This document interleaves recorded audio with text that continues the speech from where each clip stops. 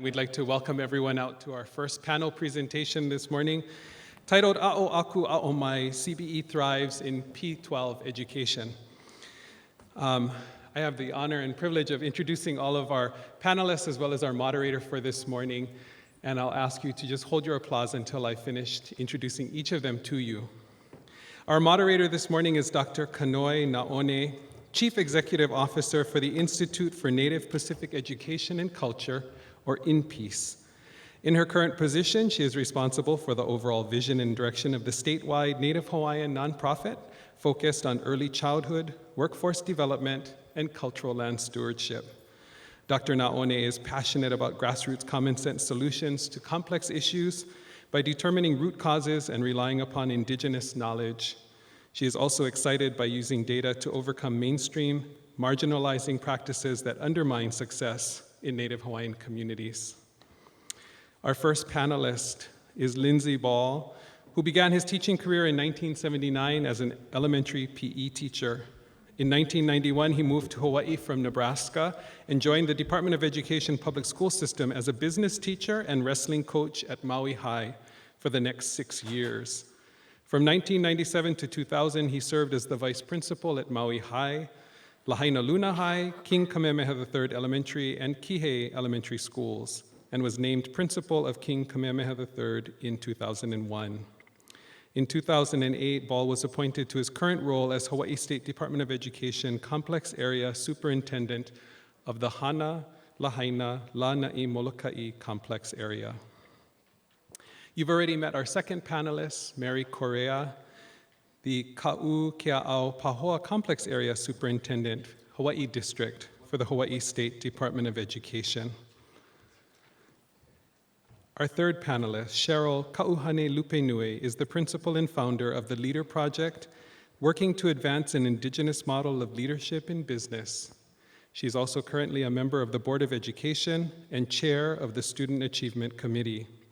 She holds a BBA in International Business from the University of Hawaii at Manoa, an MBA in Marketing, Finance, and Management from Tulane University, and is a member of Halau Mohala'i Lima and a student of Hawaiian language. Namaka Rollins is Director of Strategic Partnerships and Collaborations of the Aha Punana Leo, responsible for coordinating public and private sectors in Aha Punana Leo's efforts to revitalize Hawaiian language, distinctive for Hawaii, with 2 official languages that are used as the medium of education.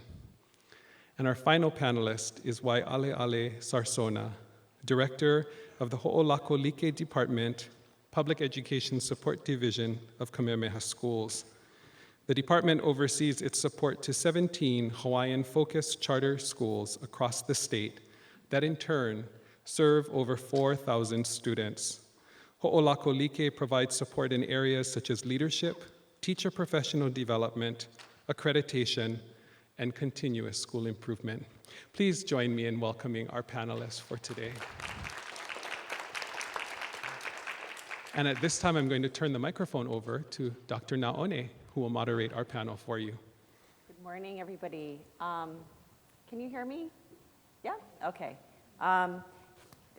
Super excited to be here with you folks. We have a nice little intimate gathering here. I'm going to have about 2 minutes and under for response from each of our panelists because I'd like to leave a little bit of time at the end to offer you folks the opportunity to ask some questions. And I think that we're a small enough group that if you could just stand up and speak loudly, we'll probably be able to hear your questions afterwards. We're going to get started. We have a number of questions that we're going to be asking our panelists about culture-based education. You already heard our introductions for our great panel. My first question, and I'd like everybody to be able to answer, but it doesn't matter what order we go in. If you feel compelled, like that's something you'd like to answer quickly. The first question I have is, what is the state of culture-based education in your context? So you each play different roles, but in the context of your work, what's the role of culture-based education? Yeah, makaka oi. Okay, hiki no. Mahalo nui. Mahalo, aloha mai kākou. So I prepared a PowerPoint, but I thought, okay, no, I'm going to hold back and I'll just look at my PowerPoint just so I can kind of stay focused. So the state of culture-based education for Punana Leo, and the Punana Leo are preschools, 11 preschools throughout the state, and we use Hawaiian as the language of instruction, exclusive use of Hawaiian as a language of instruction. And so the state of our education is, number one, despite its official status as Hawaiian as an official language, since 1978, Hawaiian nearly extinct, but being revitalized with great effort. And I emphasize that we continue to work on revitalizing our language with great effort. The other state of the Punana Leo, condition of Punana Leo, is that English is still a highly dominant language, both locally and internationally, with many resources, and Hawaiian has not been dominant for over 100 years. So what we look at is that we're looking at it's a race against the clock, and linguists have told us that every single indigenous language is facing extinction by 2100. So our focus has always been on the revitalization of our language, and we need to take, we still feel after 30 years, there's still a need for drastic action to be had. That's my 2 minutes on the state. Maybe I'll go next as our roles that always intersect with the work of Aha Punana Leo. So for us, our context is our Hawaiian-focused charter schools, or the state of Hawaii's charter schools. There's 32 charter schools in the state, a few more to come on board. Half of those are Hawaiian-focused, meaning they use Hawaiian language and culture as a foundation. We have 5 of those schools in particular that are Hawaiian language immersion schools. And in turn, they serve 4,000. I think the context that I want to point out is there's a continuous increase in charter schools, continuous increase in enrollment. It grows every year. There's new schools coming on board. The percentage of Native Hawaiians that are attending these schools are very high. The 17 that we support have an average of 80% Native Hawaiians, high, free, and reduced. In some of our schools, we have, to me, an extraordinary or high amount of special needs, percentage of special needs students. But I think at the core, their core belief and practice is that the Hawaiian-focused education is the foundation in which academic, college, and career readiness will be achieved. And that's what you can experience and see in any of these schools. I also want to point out that our schools are working very, very hard in becoming WASC accredited schools. We have 4 that have been already accredited, and they've received very, very high status, which I am very proud of them, because I know they worked really hard in trying to figure out how to fit into a Western sort of perspective of accreditation, and they've done a really good job at that. We also have 11 in candidacy phase, which we expect in the next 2 years to become fully accredited as well. So they continue to work hard, and they continue to improve the education that they provide for our students across the state. Okay, fantastic. Cheryl, I can share what we are doing currently in the Canoe Complex area, which, again, as was said, Hana-Lahaina-Lana'i-Moloka'i. We've got a couple pieces going on. We're very fortunate that we have a partnership with Kamehameha schools that, as Mary was sharing, some of the things that we've been doing with culture-based education is the Kahua program for our teachers, basically induction and mentoring program, but for us in our 4 areas, which are spread out geographically, we opened up not just to our new teachers, we opened that up to all of our teachers, whether they are first year or they've been there for a year, so they had a chance to get a sense of place, even though had been teaching there for a long period of time. Possibly they didn't know a lot about Hana or even Lahaina, or they could have grown up there. So with the Kuho project in Wanaha as well, we also started with the Ho'okele. After the Kahua, we realized that we were losing administrators. Basically, when I come in, we had turned over about 50% of our administrators. And so we needed to do something to give them a sense of place, which was important. We needed to keep and retain them on Molokai and our other remote locations. Again, we were very fortunate that we had that partnership that allowed us to have those two pieces that were very important. So our teachers and so our administrators knew about their places, about their students, and where their students were growing up. The other piece that we're in and we have a couple immersion programs in my complex area, one on Moloka'i, and the other in Lahaina, and we're currently in the process right now of restructuring our immersion program to better suit the Lahaina needs. So those are some of the things we're doing with our cultural-based education. So I want to ask a follow-up question to that. I know I'm off task. Sorry, Walter. What does restructuring in the Hawaiian immersion context mean? Like, is that a race to the top term, restructuring, or is that no, I'm sorry. It's a different type. We have a program. We basically want to do things different. How's that? Okay. So it has nothing to do with academics as far as are you producing, not producing, are you pass or failing. It's just the currently way we deliver our immersion program in Lahaina. We want to do it differently to better meet the needs of our students that live in Lahaina. Sure. It depends on what you mean by the state of culture-based. So if you're talking about the entire complex area and all of the teachers, the answer would be no. If you're talking about 250 of the teachers, the answer would be yes. So we've now put at least 250 of our teachers through the Kahua program. And that's at least half of the teachers. So getting more into, so we do Kahua, which is the induction mentoring program for year 1 and year 2. And we also have mentors that are involved in this whole mentoring program. But in Ka'ukeaupahua, we totally integrate it.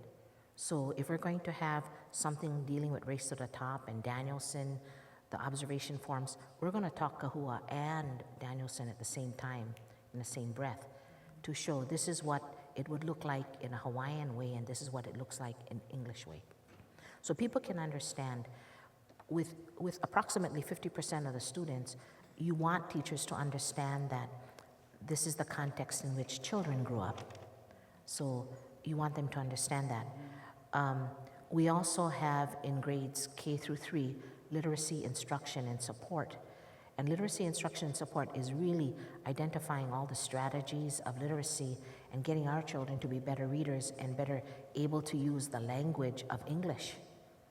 It's not so much use the language of Hawaiian, but use the language of English to understand culture-based opportunities. For example, if they're talking about ocean animals, everything's taught in English, but they'll give them all the Hawaiian names for all of the animals, excuse me, so that people will understand it. And we also are doing in Keonepoko, we started with Mo'enaha as a project overall, and that has been accepted quite well in grades 4, 5, and 6. So they like it, they understand, but it is very much a way of planning and concept planning. Okay? Mo'enaha is based on Bernice McCarthy's format. So why do I have to do it? What do I have to do? How do I have to do it? And what for? So it's understanding, we're using culture to understand how to give students skills in literacy. Fantastic. So I guess I'd like to answer the question in context of one of your board members, Board of Education members, and address it from a systems level. And as you all know, there are some great efforts and successes and practices happening at school level, at community level, at complex level. At a system level, not so much happening yet. What is happening, though, to us is whatever's going to happen has to happen from a community collective effort and have your board then support those efforts. This is not something that the Board of Education should in any way dictate and mandate what culture-based education is and what it should look like in your communities. So when you take a community-based approach to address really our board policies that say we need to preserve and perpetuate Hawaiian language, culture, and history, then how do you create a process that enables the community voice to continue, and it's been a long journey, to advance that at a systems level? So the one thing so that's happening.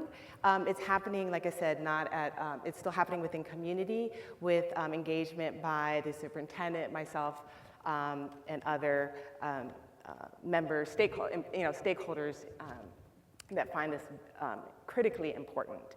The one other thing I wanted to bring up, because I know some of you are already familiar with what's happening at a systems level, is what Hawaii P-20 is doing in terms of defining what college and career readiness means for the state of Hawaii.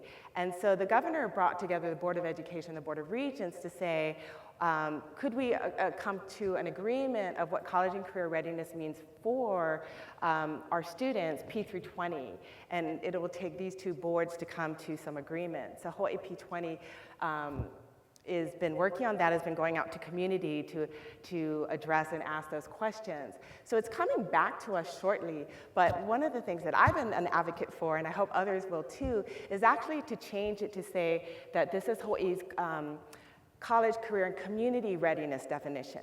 Because I think when we add community to that, we're starting to understand another place where culture-based education is critically important for us to really understand where we come from, who our community members are, and how are we ready for our community? What are our stewardship and other kuleana, other responsibilities that we have to our community? So if we embed at a state level the concept of being community ready and start putting into that definition things that give more meaning and relevance for the work that we're doing, then we can start creating a systems level consciousness, because currently it's really truly is a monocultural system right now. So for it to be any different, I think it takes these kind of efforts. Okay, so what are the benefits of culture-based education? We just talked about kind of the current state in your own context. And so what do you see as the benefits, or what are the impacts of culture-based education in your own particular setting? So, yeah. Well, for the Punana Leo and for all of our schools that are using our language would, is the key to our identity. So the benefits is that we retain our identity as unique people with a unique language, and from that, we've we grow that. The other benefits, really, I've listed it here, but we've seen over the years kind of what you reminded me, Cheryl, is about communities. So we always talked about our movement as a grassroots movement. It always came from within, from the communities. So communities that wanted, families that wanted Punana Leo, and we identify the teachers, we find a location, and we get started.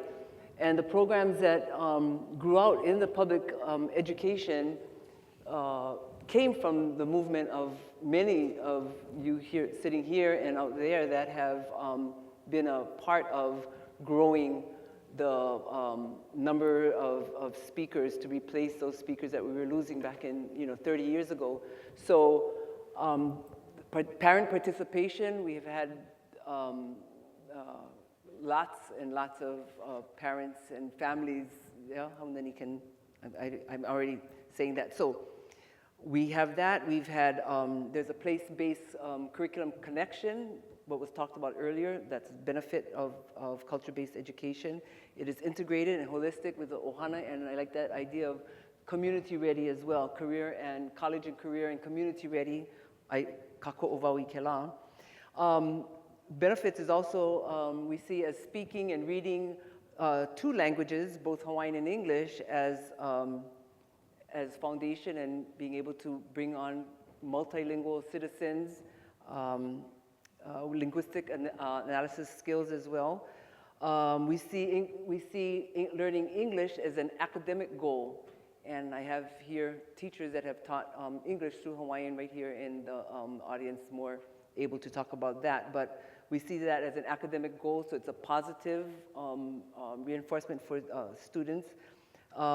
We've also seen this as an increase Native Hawaiian educators, that our own families became teachers. In the movement, when we got started, our own parents became teachers. They became, all of you guys, you know what I'm talking about. You're doing this because you know what I'm talking about. You were all part of it. Student and family identification with the language revitalization also results in support for academics as well. So a lot of that content that you were talking about, Mary, earlier, is all of that foundational pieces that support the benefits of a culture-based education. And we talk about high biliteracy, bilingualism supports high multilingualism and multiliteracy. I think the kupuna said it best when I asked them. We get to talk to a lot more teachers. We get to share our points of view and share our culture with a lot more teachers. And in turn, they get to share it with the kids. I also think that for the kids, they get to see teachers who make an attempt to understand them and maybe more accepting. So, and when you start looking at culture, you're not only looking at the Native Hawaiian culture, you start looking at all culture and how does learning and understanding culture develop relationships, but equally important, how does it develop relevance? Because if you saw that GLO poster and you were part Hawaiian, you'd say, oh yeah, that's me. And if we could make a GLO poster that was Marshallese, the kid would say, that's me. It's automatic acceptance. So I think that's the big benefit for us about looking at culture-based education. So I have a follow-up question for you in terms of that. You showed your achievement gap, closing that achievement gap. And to date, across the state, as far as the data that I've seen, that the achievement gap has not been closed for Native Hawaiian students.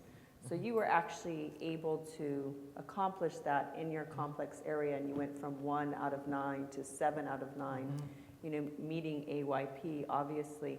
And so, as an outsider, I look at that and I think, well, looking at besides your complex, I'm not sure that any other complexes are doing this kind of teacher integration, understanding, doing this in that way. So have you been able to talk with the superintendent or, with either Kathy or Ron or somebody about those strategies as being integral to your closing the achievement gap?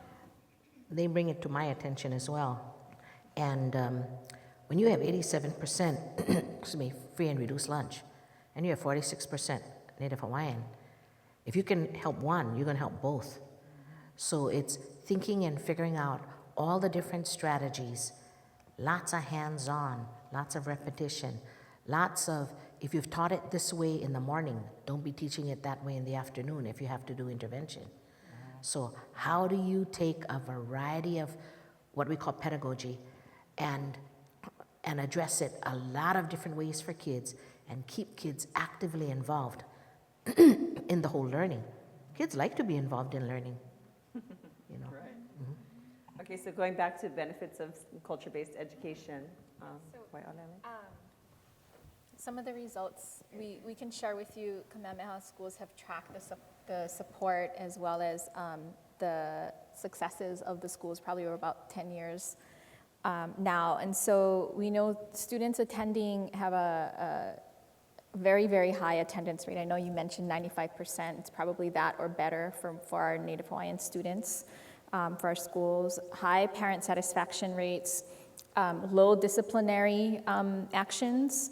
Again, we have high increase in enrollment as well as college acceptance.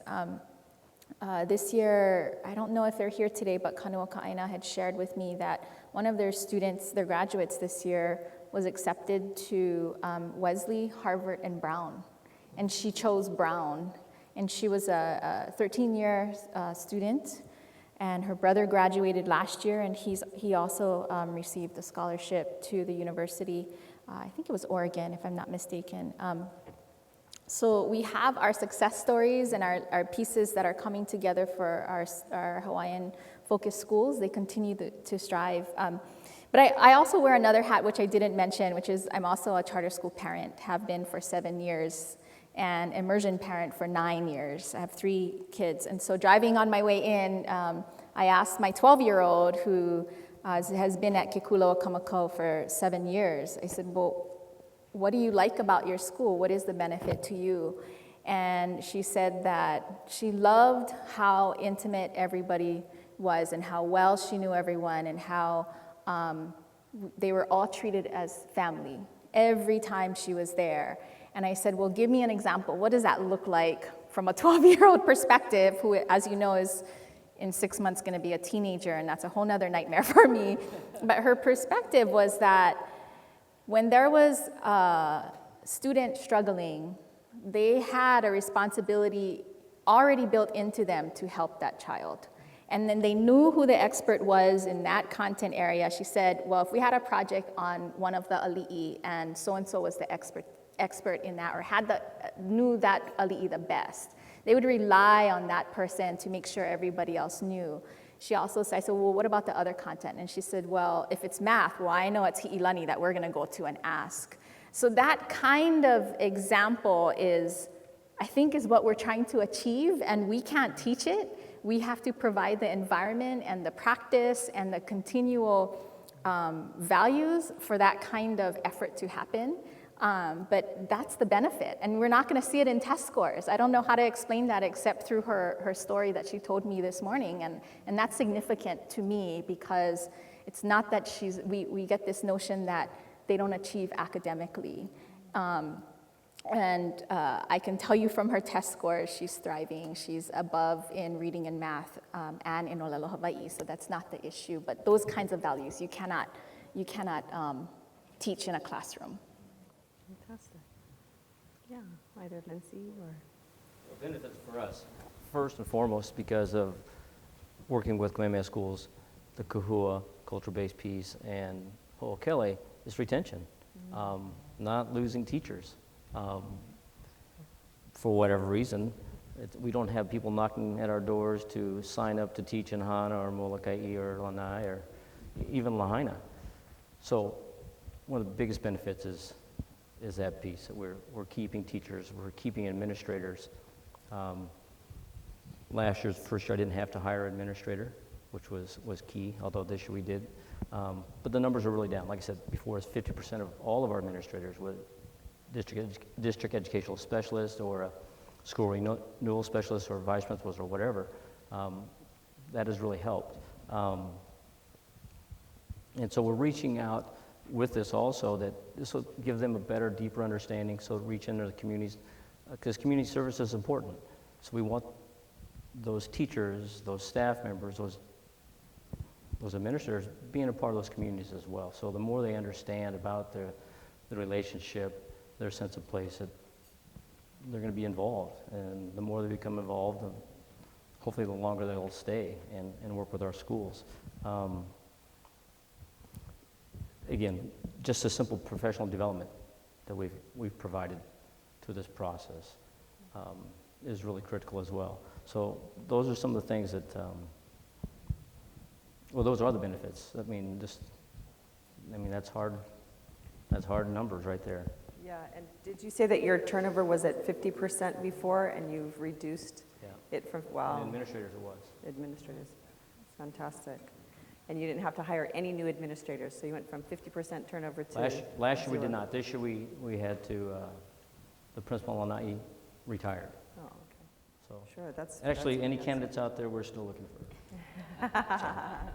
Fantastic.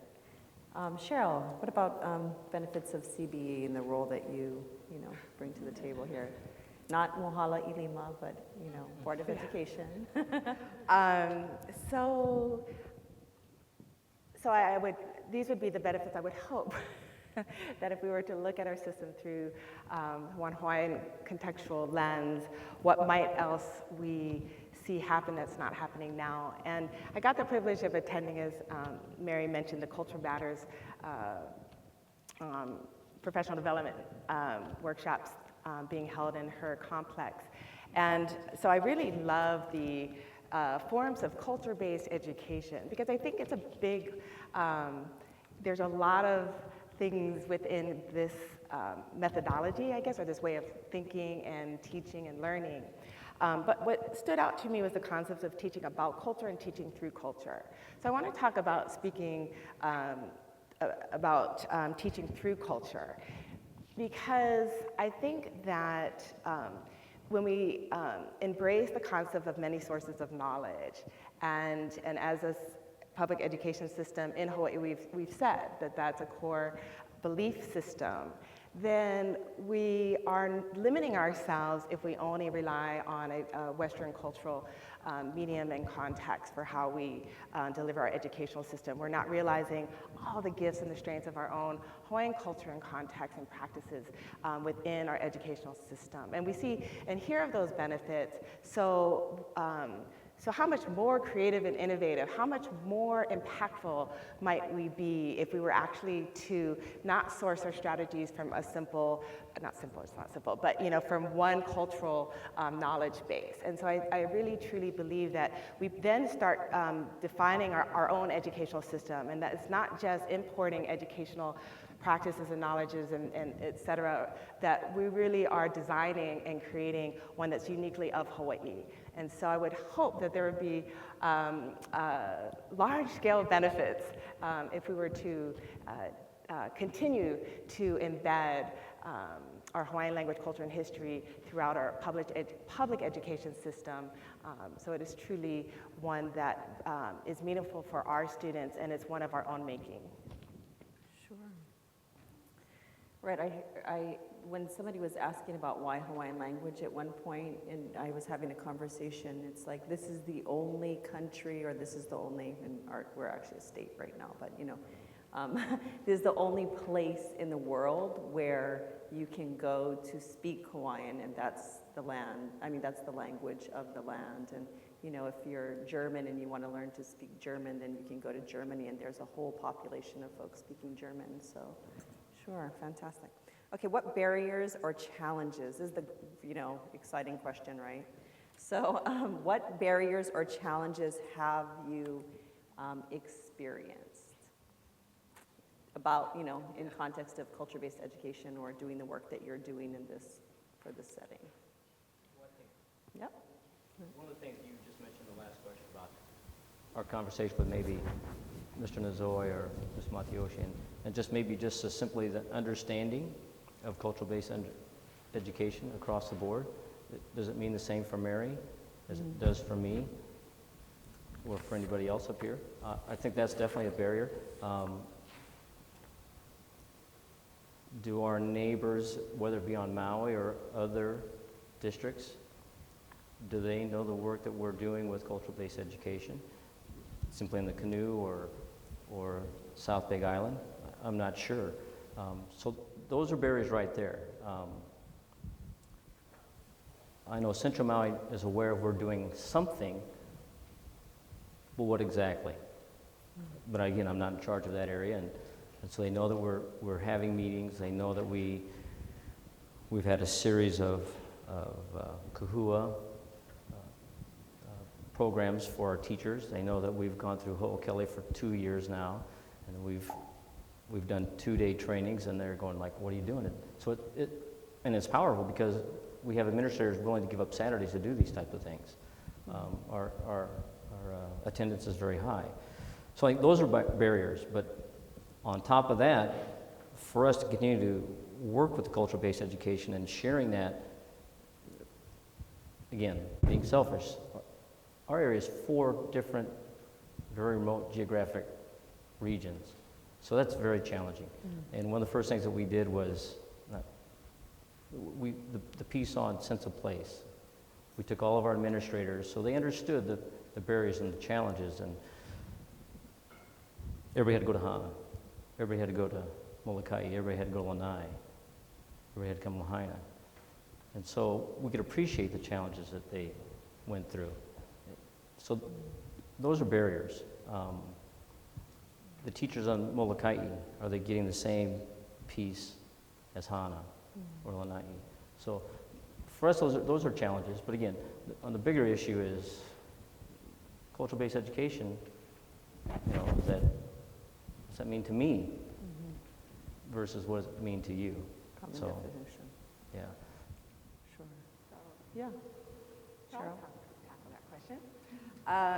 So, you know, we often think of barriers of being time and money, but I always tell people that if you, you know, you spend time and money on things that you value. So if you apply that logic, then it means there's not enough people that value Hawaiian language, culture, and history in our public education system.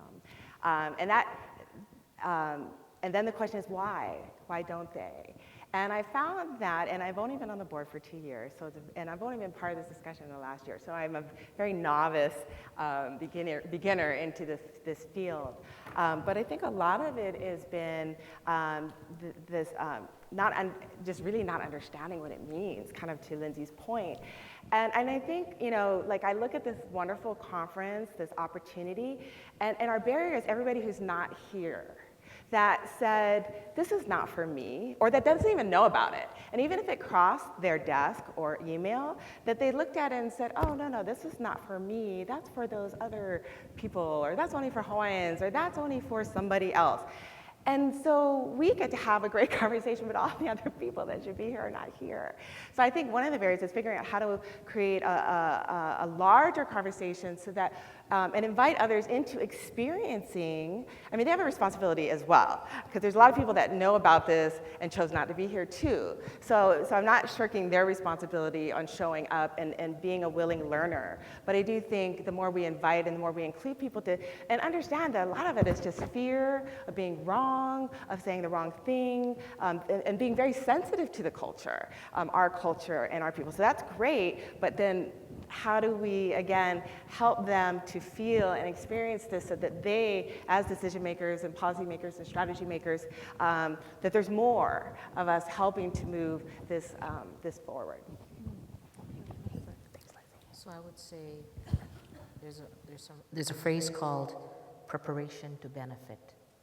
So if we want people to benefit from culture-based education, what are the preparations that we need to do to benefit from it once they get it?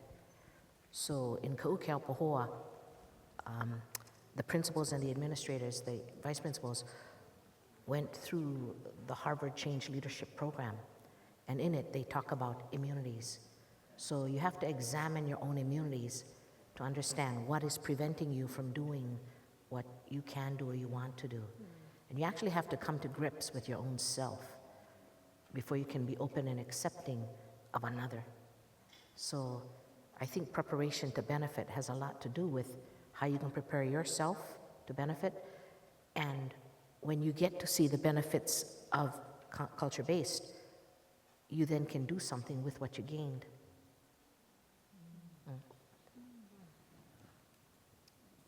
Well, you do the wrap. But so I looked at this as what are the challenges, and I think for us, for education through Hawaiian, of course, the big, that big goal is for that we have to reestablish throughout Hawaii a mana of our living language, That's a huge task. So it's a big challenge. E ola ka ola Hawaii, big challenge.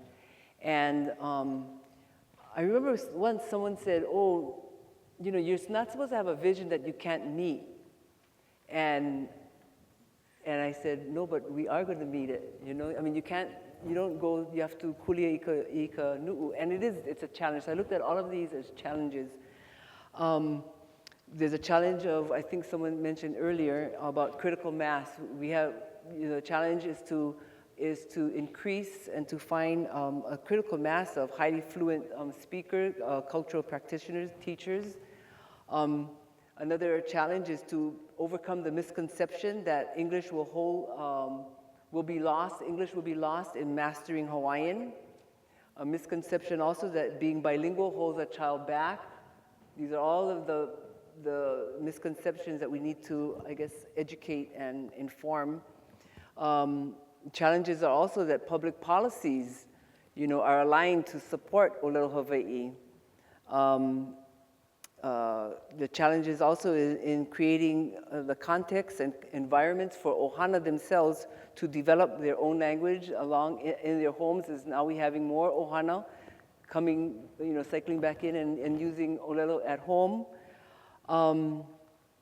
We want to continue to support the growing number of families that are using Hawaiian and to expand Punana Leo to accommodate those that are wanting in their communities Punana Leo. So those are all of our challenges. Sure, and I have a personal experience with that. Right, so my sister on Kauai, she has a daughter who applied to Punana Leo this year on Kauai, and her vision is, that her child will start off in Punana Leo and graduate from Kauai Kini on Kauai, and there's a huge wait list. There's a huge wait list for getting into Punana Leo, which was, I've had my, gone through Punana Leo as a parent, and I, just didn't realize that in certain pockets we don't have that, enough teachers that are able and willing to, be in the community to teach. So, hoi hoi o koe hele Kauai. Nele la koe kumu. Okay. Sorry, small plug. Okay. Yeah, wait, Ale. There's kind of sort of two levels in our charter school world, I like to say. The charter school structure was set up for autonomy and for freedoms and to be flexible in terms of providing education. So there's not just Hawaiian focus, although we make up the bulk of it, right? There's other models. So you have that structure, and in the recent years, it's become more limited and sort of pushing the boundaries of autonomy and creativity, in my opinion, which limits what schools can do or are able to do. And so there are more and more regulations and structures that are being put in place that put strains on what can and can't happen in our Hawaiian-focused schools. They're still being assessed with tools that are not appropriate for measuring Hawaiian-focused schools, and they've been working very hard over the past years to look at other tools that work better for them, regardless if the state will acknowledge. And right now, they're working on that. They've been put on performance contracts, so there's all these sort of, I guess I would say, milieu, right? Stuff that are outside of their control, but yet highly influence the work in which they can do with our students. So I think those are huge. And then within the schools, no different from what was already mentioned, you're continuously looking for kumu that are the right kumu, right? It's easy to find kumu, but you want the right ones that believe in your mission, that believe in your vision, that are there because they want to be there, because we all know that you're gonna do more with less, and you're gonna continue to do more with less, as the past 5 years have shown that the student allocations, charters are funded by student allocations, and you can see it continuously going down. But I know in our Hawaiian-focused schools, the work that we do continuously goes up, right? We want to do more. We want to make sure they're college ready. We want to make sure that they have the supports of their families. So while our staff members are, in my mind, their paychecks are going down because of cuts and furloughs and all these other things, or their benefits are whittling away, they're tasked with having to do more. And I think that's a huge challenge and something that we don't recognize that happens all the time in our schools. And then they're still small. So many of our schools are still small, and they're still trying to provide the extracurricular support that are desired by some of our students. So one of the challenges is how do you grow that on a shoestring budget while you need to provide all the other supports to our families. So Yeah. And one of the things that I've noticed that you just brought up is it seems as, and I think that we all need to be highly cognizant of this if we're going to move, culture-based education forward to its rightful place, is that the more and more successful these alternative options are, the stronger the push is to maintain the status quo. And so how do we use data in and articulate and communicate what is happening in a way that is so powerful that it will overcome whatever the rhetoric is in maintaining the status quo? And just I mean, I know that I've experienced this on just a number of levels, across. I think that there are schools, I think that's partly our fault because we're not used to saying what our successes are, right? We know that they're successful, but we don't want to talk, we're not supposed to.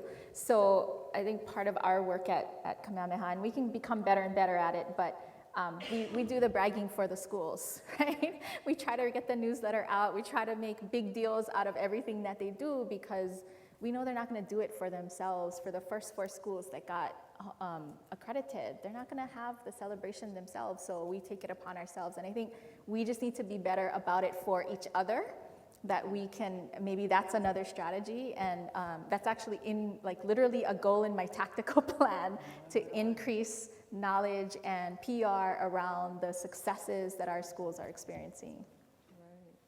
I think that leads us to our next, right? So, it's not just about the barriers, but what are the actual solutions to the barriers that exist, and do we think them through and figure them out? And so, the next question we have on here is what is your vision for CBE? So if you are able to think about, overcoming some barriers in the process, like what is that vision? Anybody have a vision for culture-based education? I really like what you said, Namaka, because I was having a hard time writing what my vision is because I was thinking it's already here. I feel like it's already started. If you see this, I saw this video on TEDx, very short, 2 minutes, but it talked about how to start a movement. And it just had one person dancing in a crowd, and then there was 2 other people that kind of stood up and they were trying to dance with that person. In this whole 2 minutes, you see just this major crowd and they're all dancing. And the point of that is it takes 1, then it takes 2, then it takes 3, then it takes 5 and 10, and it just starts to grow and grow. And I feel like we're actually in the middle of that effort right now. Like we're moving along, right? We know we have challenges, and I guess I would say, in spite of, we should be doing what we're doing and continue to what we do in spite of all of the challenges that are around us.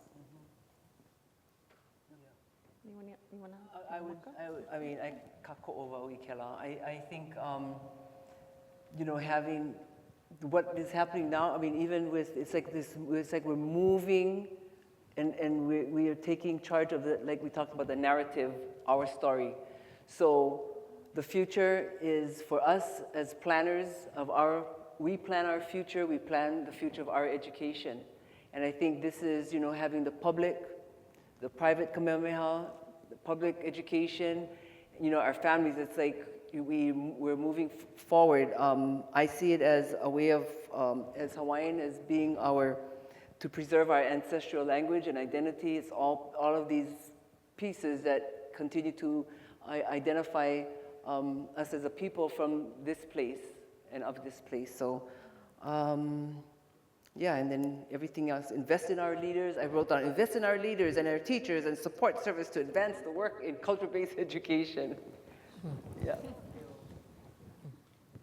Yeah, and for the first time, if you think about it, and you think about this cross-sector here, we have multiple voices from different perspectives. So we have Hawaiian, Hawaiian language / Hawaiian immersion, we have charter, we have Department of Education, we have Board of Education, but everybody here from all these different places that Hawaiians are touched, all saying the same thing about culture-based education. So we have a multiplicity of voices, trying to move, while we don't have a common definition, as Lindsay pointed out, necessarily, that, all trying to move this effort forward. So that's promising. The information I get from the kids, so this is a kid's perspective, I'm trying my best to maintain my culture-based education, but I also want to know how I'm going to get into the 21st century, because that's where I want to be. Because socioeconomically, that's where the money is. And I want to be able to use my skills there. So I would say the vision is, the wondering for me is, what is it that we do to help our children thrive in whatever it is they want to do? And to include that the kids don't have to straddle. They're torn because they have to straddle. If they give this up, then they feel that they've given something up to maintain one. But what is it that they can do to have both? So I think that discussion is something that I see is part of a vision for the future for our kids, because that's what the kids talk about. And it's this kind of Western concept or well, not even Western, it's an American concept that we have to be monolingual, that we're only capable of so much, instead of they can be multicultural, they can be multilingual, they can, and that's actually what they need in order to be highly successful. Like if you look at people in business right now in America as an example, those who speak Chinese, those who speak Japanese, those who speak other languages and are able to go into other countries and infiltrate on some level, those are the ones that are the highly successful. And so if we think about our opportunity to equip our students in a way that they are multilingual or multicultural and they have multiple perspectives, they actually have the ability to be far more successful. I've traveled the country in the last 2 years, and they are looking towards indigenous solutions to the problems that exist in America. And so we're providing our children the opportunity by shoring up their culture and understanding and believing and making it something important to them. We're actually giving them a heads up in a global economy, because they'll be able to create solutions that other perspectives are just not capable of creating, or mono perspectives aren't capable of creating. That's fantastic. Okay, so, sorry. Vision for CBE? Either? So when you're new, I don't have 30, 40 years plus being able to, persevere on this conversation. So when you're new into it, you get your hands on anything you can find and anyone who's willing to talk to you, to help educate you. And so the beauty of it is I don't have to have the vision, because I have read and talked to and looking around the room just here, your visions are beautiful for where we need to go. So I want to attach myself to your vision. But I do have ideas. So I will present one crazy, bold idea, because why not? Because after you listen, and I'm always looking for points of connection. Like, where is the energy? Where are people moving to that they're and congregating around? What are some ideas? And then, like, that at a systems level, I might be able to do something, and then we can, make it happen. So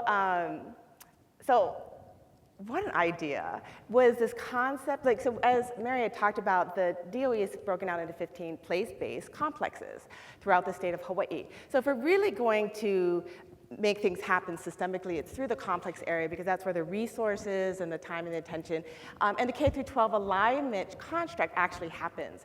And because you're in community, and so you're relevant to the culture of your communities.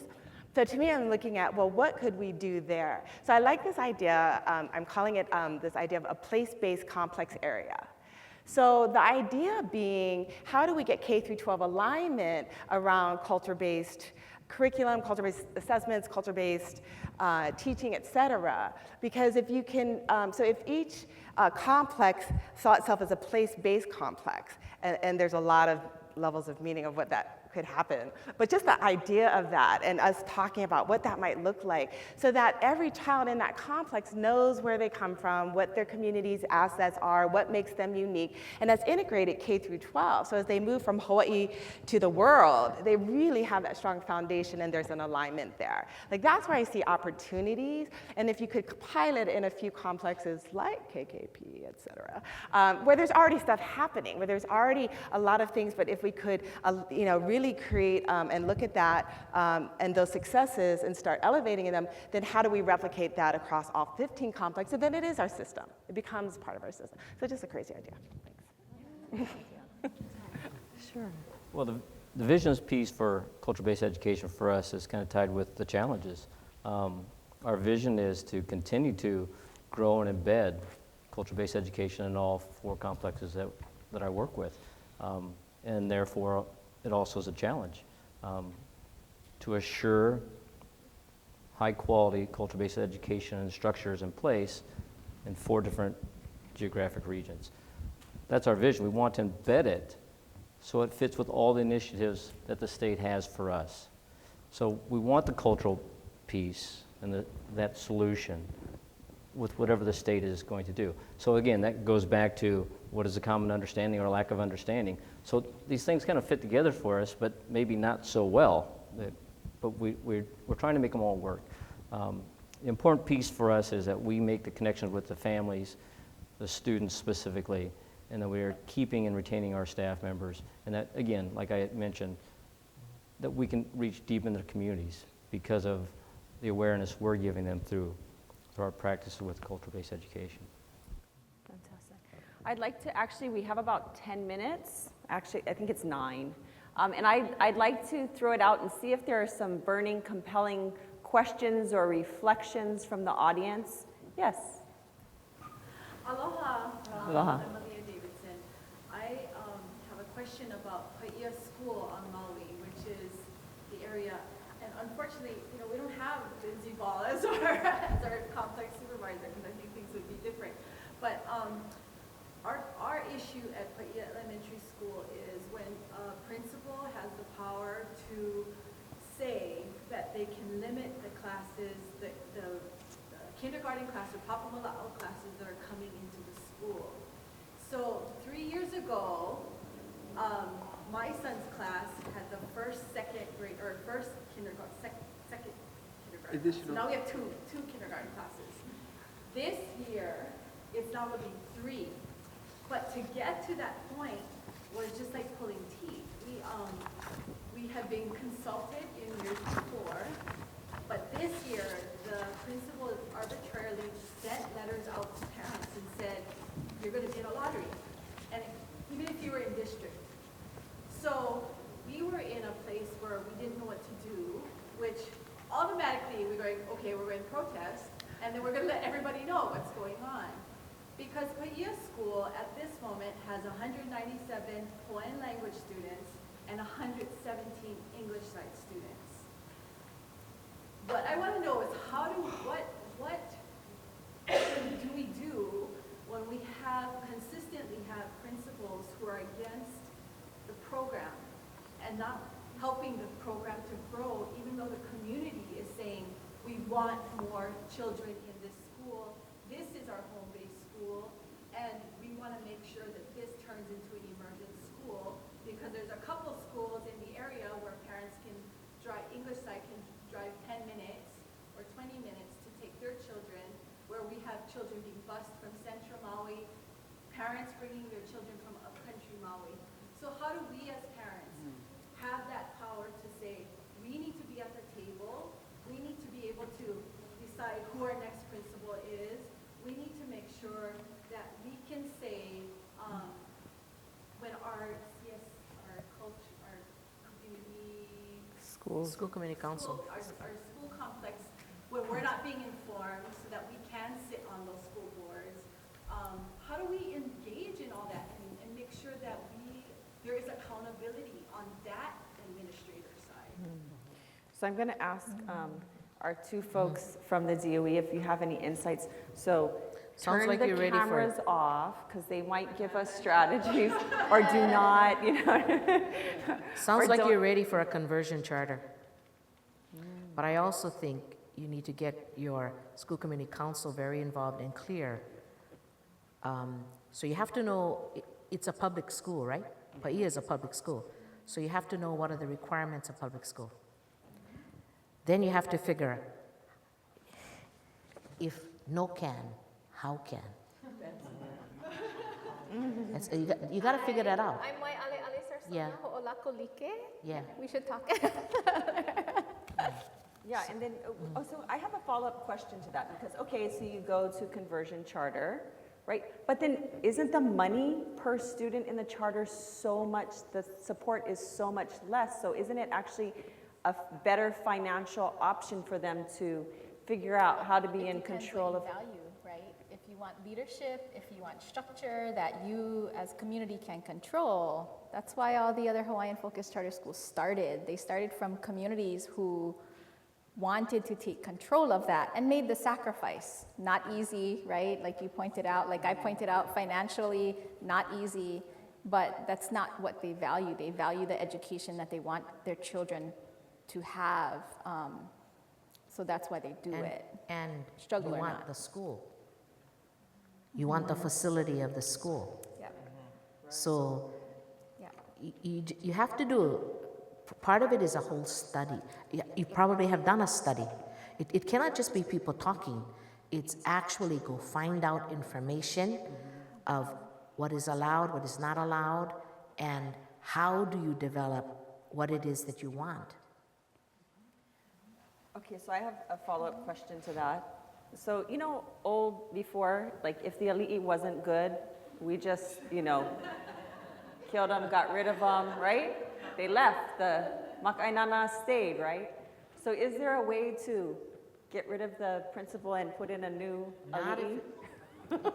Sorry, just checking. Office of Human, people have jobs and they have rights to jobs.